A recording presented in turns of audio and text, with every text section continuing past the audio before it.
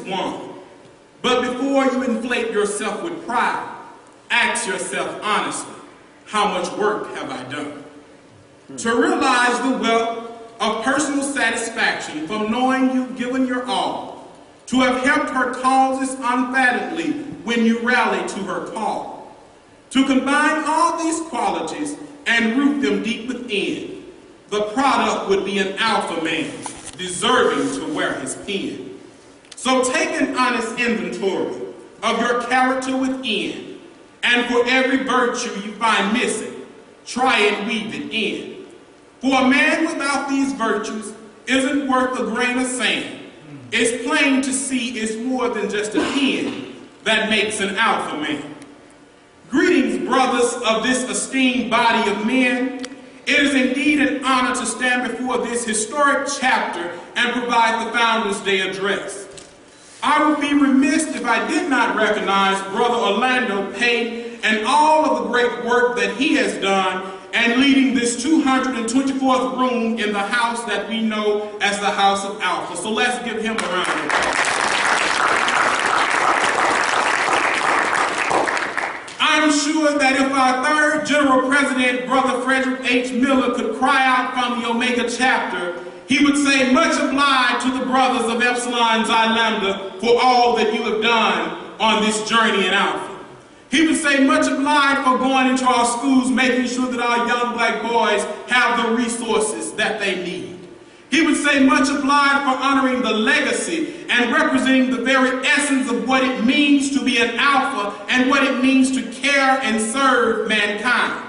He would say, much obliged for caring for the widows of our deceased brothers and assisting all brothers who are in distress.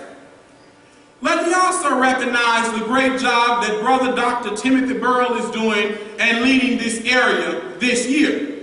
Brother Burrell has held every single job here in Clarksdale. He has served the military, and when Brother Hardy was reading the list, I was waiting to hear Brother Burrell's name somewhere on there. So let's give him a hand. It's very important that in this time in Alpha that we begin to support each other, and we certainly need to provide all of the support we can in assisting Brother Burrell with the administration of this area. I consider it a personal privilege to stand before this chapter, the chapter of the man who made me an Alpha, the 1963 Fall Initiate, Lawrence Big Daddy Sutton. So I'm proud to greet the brothers of his chapter. Epsilon Xi Lambda, your place here in the Delta is relevant, and the work that you do is important, and it is much needed in this critical time of international tumult. And so it is in the spirit of brotherhood that this chapter, consistent with what Alpha Phi Alpha nationally has done, has produced college presidents, doctors, lawyers, judges, and the list goes on and on. And so it is this house that has established goodwill, because Sidney P. Brown once reflected in his poem that goodwill is the monarch of this house. That men unacquainted enter, shake hands, exchange greetings, and depart friends. That cordiality exists among all who abide within. I am the eminent expression of friendship. Character and temperament change under my dominant power. Lives once touched by me become tuned, and are thereafter admirable, kindly, and fraternal.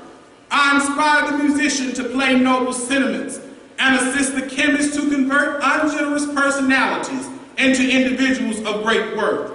I constantly invoke principles which make for common brotherhood, and the echo resounds in all communities, and princely men are thereby recognized.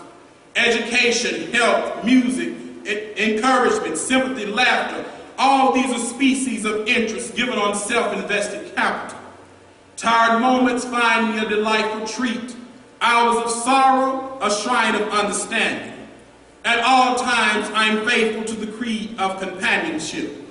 To a few, I am the castle of dreams, ambition, successful, hopeful dreams. To many, I am the poetic palace where human feeling is rhymed into celestial motives. To the great majority, I am the treasure of good fellowship. In fact, I am the college of friendship. the University of Brotherly Love, the school for the better making of men. I am Alpha, Phi Alpha. We as Alpha men all know too well that on a cold Tuesday, December 4th, 1906, on the campus of Cornell University, that 7 young visionary leaders came together and created a brotherhood that we know today as Alpha Phi Alpha Fraternity Incorporated, establishing this association of body of men on the very essence of manly deeds, scholarship, and love for all mankind. But what is usually left out is the story of how the jewels struggled. Being young African-American college students on a predominantly white campus in 1906 or the 1900s was nothing easy. Our jewels were booted, they were scorned, they were not even allowed to live on campus. They endured perilous hardships in their journey to receive an education. But not one time did they allow their circumstances to prevent them from their ultimate goal, and that was receiving an education. These 7 visionary jewels went on to become lions in their respective disciplines and were no ordinary achievers in their respective fields. I knew very on that I wanted to be a man of Alpha, the men of the black and old gold. It was something distinct about this young body of men that made me want to associate myself with them. They were the leaders in the community. So now for more than 100 years, Alpha Phi Alpha has stood at the helm of leadership in politics, social justice, law, medicine, and education. Alpha Phi Alpha develops leaders, promotes brotherhood and academic excellence while providing service and advocacy for our communities. Over the past century, more than a century, Alpha Phi Alpha has produced members such as Dr. Martin Luther King, Thurgood Marshall, and there are so many others who serve Alpha on a daily basis whose name go unrecognized. So today we take immense pride in the ranks of this historical legacy of our organization. However, our fraternity now faces new challenges. We face challenges with leadership, organizations, and the process by which we initiate prospective candidates. So brothers, lend me your ears as I briefly speak with you on the topic of the 5, getting back to the basics. Despite all of the greatness embedded in this fraternity, the basis for this organization was founded in the Phi. The Phi is a Greek alphabet, and for many of us, it has become a symbol of brotherhood. Oftentimes, we conduct the business of our fraternity, and we get caught up in the business aspect of the fraternity and forget about the very essence of what it means to be a brother. It has been my experience that as a young alumni brother, and too many of the graduate chapter meetings are filled with bickering and a lack of civility. And while conflict is prone in any organization, it becomes incumbent upon each of us to remember the essence of our organization, which is brotherly love. A true devotion to brotherly love requires a strict adherence to the foundations of brotherhood, aiding our brothers in distress, checking on their families and their widows. So today, as we celebrate Founders Day, let us reflect in the truest spirit of the fraternity and remain faithful to the creed of companionship and all of its principles.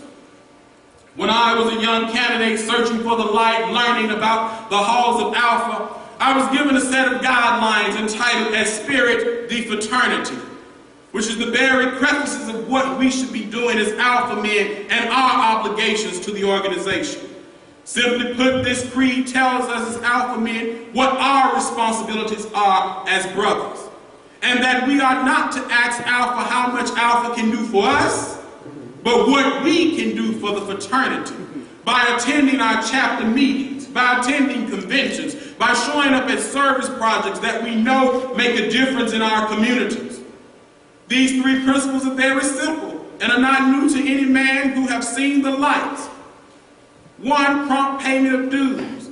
2, making sure that you are no ordinary achiever in your respective disciplines. So when you hear that Alpha men are leaders in politics, leaders in education, leaders in whatever field they've chosen, you know that they are an Alpha because 1, they have not stopped achieving at the minimum level. They've broken every single glass ceiling to speak. So brothers, if we adhere to this creed, we know that our organization will remain strong. Another aspect of the fraternity that needs more attention as we reflect on Founders Day is membership intake and the quality of brothers that we are bringing into this house. Each of us who wear the black and old gold are gatekeepers to every room in this house. And it becomes incumbent upon each of us to ensure that when we bring candidates in, they represent the quality of what it means to be an alpha. When I came into this fraternity, I was told that there is an alpha way to walk. There is an alpha way to talk. There is an alpha way to dress. And so, brothers, we have to make sure that what we are attracting is alpha quality. I am unapologetic with this statement that popular culture holds no place in the halls of alpha. That we have standards and that these standards should not be given in on under any conditions. So brothers, as we reflect on these things, let us make sure that we are attracting quality. But a fundamental fact, brothers, is that we attract what we are. We cannot attract quality, brothers, if we are not living and walking in the way of alpha. We cannot attract quality, brothers, if we are not doing what we're supposed to do as alpha men. I'm not speaking to any chapter, I'm speaking generally. I had the opportunity to visit Epsilon Lambda this past spring, and I found the very truest essence of brotherhood exemplified in the meetings, with the engagements of the young brothers and the older brothers all being on one accord. So brothers, we have a responsibility as alumni brothers to make sure that we are setting examples for our local college chapters. This spring, chapters will experiment with a new membership intake process. And while I do not support everything in it, I believe it's a step in the right direction.